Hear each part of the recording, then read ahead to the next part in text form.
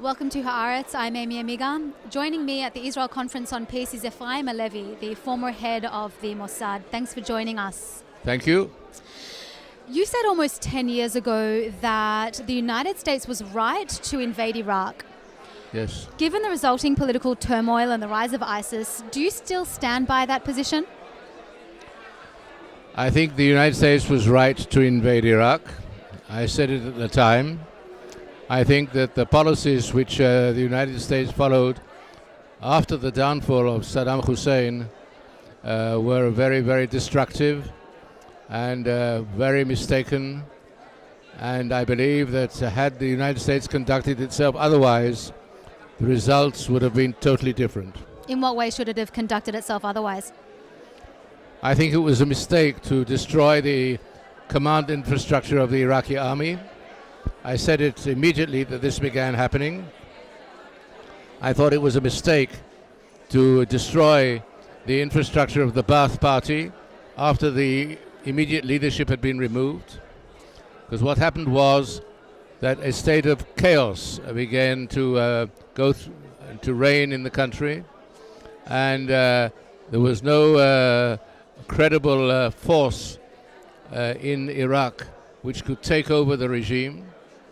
I think the main body of the command structure of the Iraqi army could have been and should have been one of the mainstays of the reconstruction of Iraq, and this of course did not end up that way.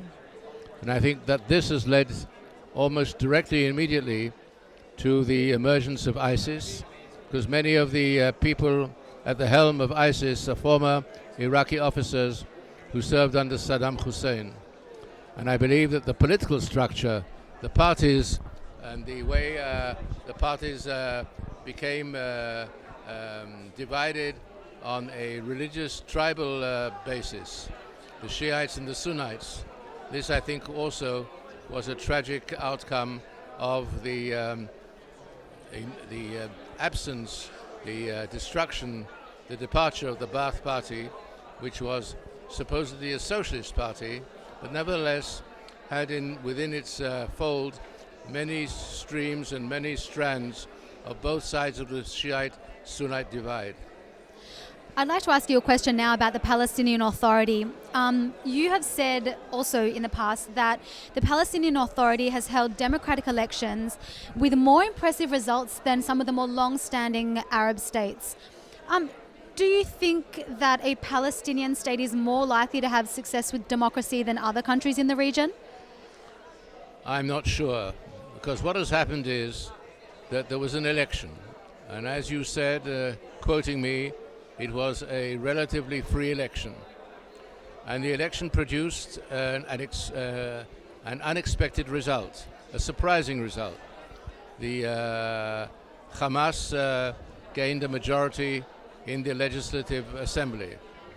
They did not get the majority of the public vote, but the system that they chose, the authority, was a system which produced the result. And the way the Fatah organization conducted its election campaign produced the result. And I thought, and I still think, and I've thought this all along, that we should have recognized the democratically achieved result in the election, which we did not do. And this was a major mistake, because up to this day, the result in the election, which in the Palestinian side of the divide has become a failed system, and it's broken down.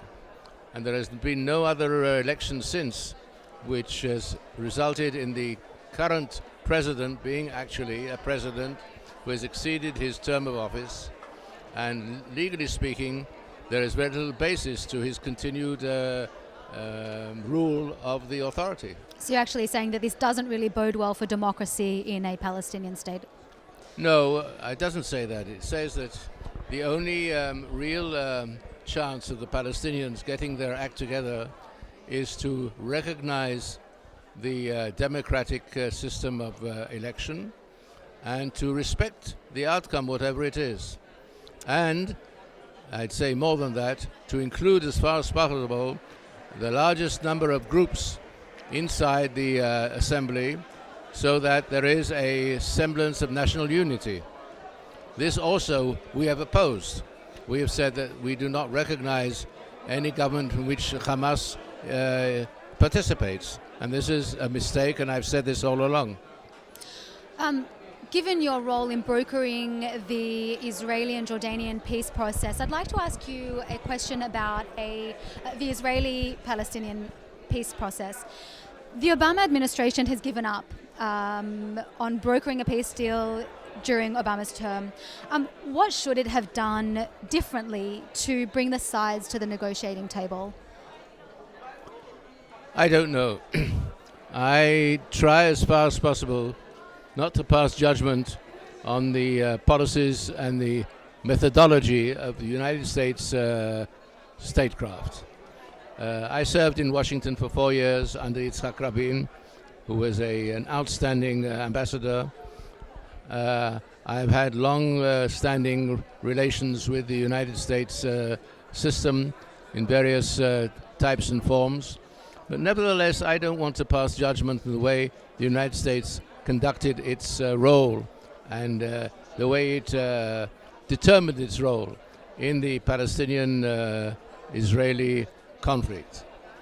But I will say this. I think that basically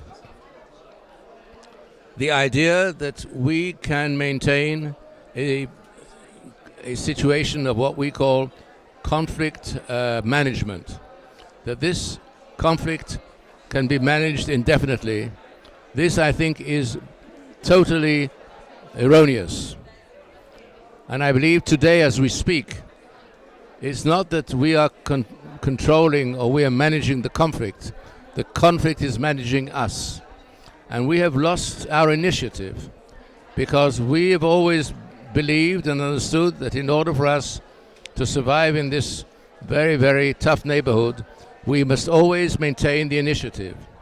And now the initiative is in the hands of 6-year-olds, 8-year-olds, 12-year-olds, and we have no effective methodology of dealing with them because they are youngsters who are incited and inflamed and are religiously intoxicated.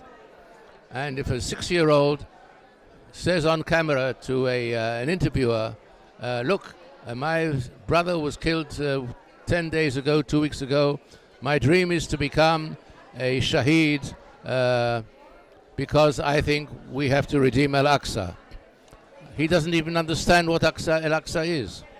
And therefore the problem is so big and so terrible. And we have not been able to find any solution to the problem. This morning, Minister Elkin, who is a man for whom I have enormous respect, who is a historian by profession, who was slated to become a leading luminary in the Hebrew University in Jerusalem in the area of history, in Jewish history, and who is a man with exceptional brain power, if you can call it that. He has said that we have a situation now in which we have never had before, and the solutions we have had in the past are not the solutions that we can now impose so as to achieve the result. He didn't say what he advocated, but he had readily admitted that the situation is such, and I translate what he says into my language, that the situation is managing us and we are not managing the situation. And this is a very, very dangerous stage in the conflict. Do you think part of the solution is talking to representatives of the Hamas? Would you talk to Hamas if you thought it I have always advocated since I left government, when I was first able to speak openly, that we should talk to the Hamas. Generally speaking, I think one of the things that I've learned from my long experience, professional experience, is that you must talk to your adversaries, to your enemies. You have to talk to them for two reasons. A, in an effort to influence them, and B, in an effort to understand them. I think it's a major mistake not to talk to the Hamas movement leadership. It's a movement which came into being in 1987. 1987 is about 28 years ago. They have undergone successive, what we call mowing the lawn operations by Israel to decapitate them. They have gone from one leadership to another. This policy has not produced the result. And today, we are in a state of lauding the fact that we are deterring them. And within a space of 7 to 8 years, from 2007, when they overtook the Gaza Strip, till today, we have had 3 rounds of hostilities, 2009, 2012, 2014. Not only have we not emerged with a clear outcome and victory, but we have stated as our aim to restore what we call deterrence. But in actual fact, we have not restored deterrence, we have restored mutual deterrence, because it is clear now that they are deterring us no less than we deter them. Efraim Halevi, former head of the Mossad, thank you very much for speaking to us today at Haaretz's Israel Conference on Peace. Thank you.